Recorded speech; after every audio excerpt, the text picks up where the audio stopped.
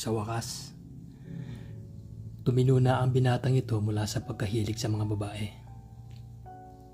At nahanap na ang dalagang pakakasalan niya. Mapanindigan kaya niya ito?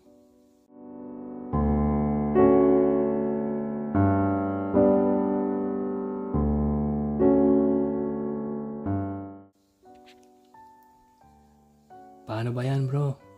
Bukas, hindi ka na binata. Hindi ka na namin basta-basta makakasama sa happy-happy. Kantsaw ni Juni sa kanyang kaibigang si Paul, na isang babaero. Pero sa pagkakataong yun, tila seryoso na sa pagkikipagrelasyon si Paul. Nakahanap ng katapat.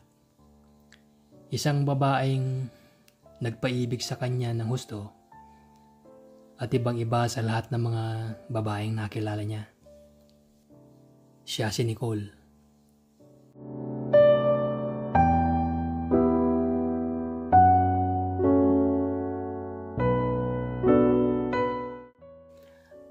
Bukas, hindi na lamang sila dalawa, kundi iisa na. Masayang-masaya ang pamilya at mga kaibigan niya dahil sa wakas, tila raw naumpog na siya sa pagkikipaglaro. Si Nicole lang daw pala ang makakapagpatino sa kanya. Oo nga bro wala Tinamaan ni Cupido. Ang natatawang sabi ni Paul, sabay turo sa kanyang puso. Akala ko nga, hindi na ako titino. Pero iba si Nicole Siya yung tipong siniseryoso talaga. Siya yung klase ng babae na deserve pakasalan. Hangal ka na lang kung pakakawalan mo na lang ang isang kagaya niya. Pero bro sana tumino ka na talaga. Iba na kapag nakatali ka na. Awat na sa kaka-chicks. Ang biro pa ni John na siyang best man niya. Oo naman bro. Alam mo namang hindi ako naniniwala sa konsepto ng kasal. Kaya para mapapayag mo akong magpakasal, malaking bagay yun. At kay Nicole ko lang gustong maikasal.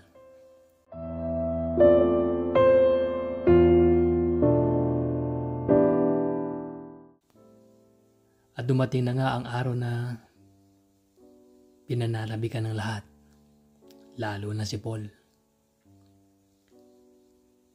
Araw ng pag-iisang dibdib nila Nicole.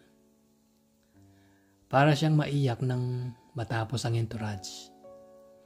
Bumukas na ang malaking pinto ng katedral at bumungad ang kanyang napakagandang bride.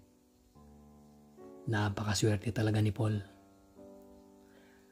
Pakiramdam ni Paul ay huminto ang oras. Wala siyang ibang nakikita na mga sandaling yon kundi si Nicole. At ang puting trahe de boda nito. Dinig ni Paul ang malakas na kabog sa kanyang dibdib. Halo-halong emosyon ang mapupuno sa kanyang puso. Masaya, kinikilig, kinakabahan, nasasabik. Sa wakas, matatawag na niyang kanya ang babaeng nagpatino sa kanya. Ipinangako niya sa kanyang sarili na gagawin niya ang lahat ng kanyang makakaya upang mapasaya si Nicole.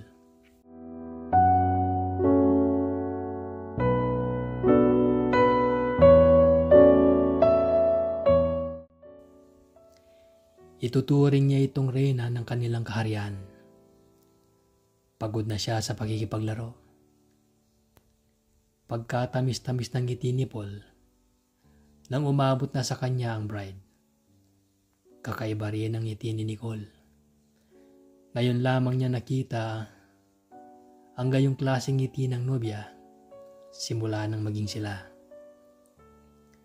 Kakaiba. Lalo siyang kinabahan subalit hindi niya alam kung saan nagmumula.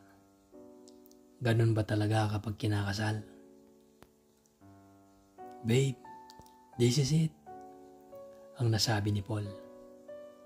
Yes babe, ito na ang araw na pinakihihintay ko. Ang wika naman ni Nicole.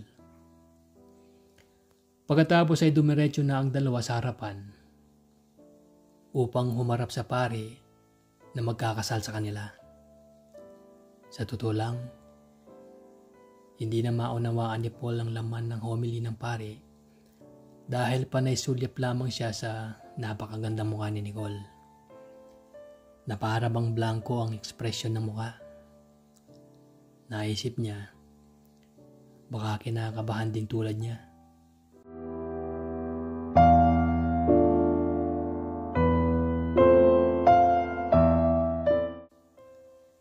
Maya-maya ay dumako na sa tanungan. Paul, tinatanggap mo ba si Nicole bilang kabiyak ng iyong dibdib? Ang tanong ng pare. Opo, padre.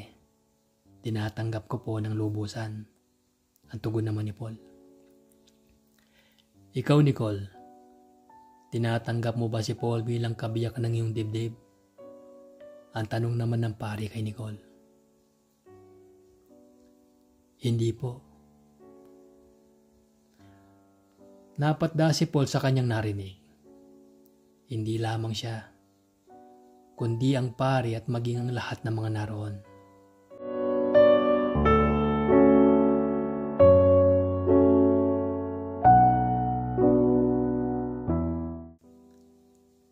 Ha? Babe? Sa pagkagulat ni Paul at ang lahat, ay biglang tinanggal ni Nicole ang belong tumatabing sa kanyang mukha. Hindi ako magpapakasal sa isang gaya mo. Paul Aragones, isang palabas lamang ang lahat. Nakangising sabi ni Nicole. Ano ngayon ang pakiramdam ng maloko at mapaglaruan? Nicole, ano itong palabas na to? Ang tanong ng ina ni Paul sa mga nangyayari. Bakit mo pinapayangan ako?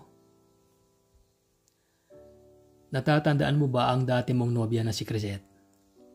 Na matapos mong lokohin, ay nagawang tapusin ang sarili niya. Kapatid ko siya. Paul, kapatid ko siya. Kaya ninais kong ipalasap sa iyo ang sakit na nararamdaman namin nang mawala siya. Kulang pa ito kung tutuusin. Paul, buhay ang inutang. Buhay rin ang kapalit.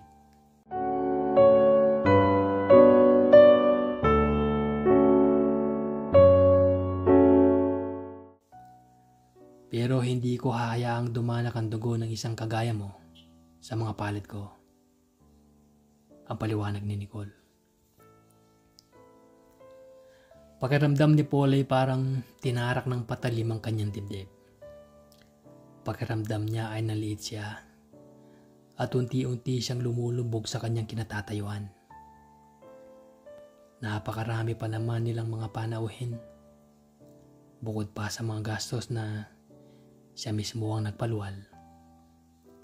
Kahit sa trahe de boda ni Nicole. Isang laro lamang ang lahat, Paul. Kagaya ng pagkikipaglaro mo sa mga babae mo. Napaghiganti ko rin ang ate ko. Hindi kita mahal. Hindi kita mahal. At hindi kita mamahalin. Ang sabi ni Nicole sabay alis ng palabas ng simbahan.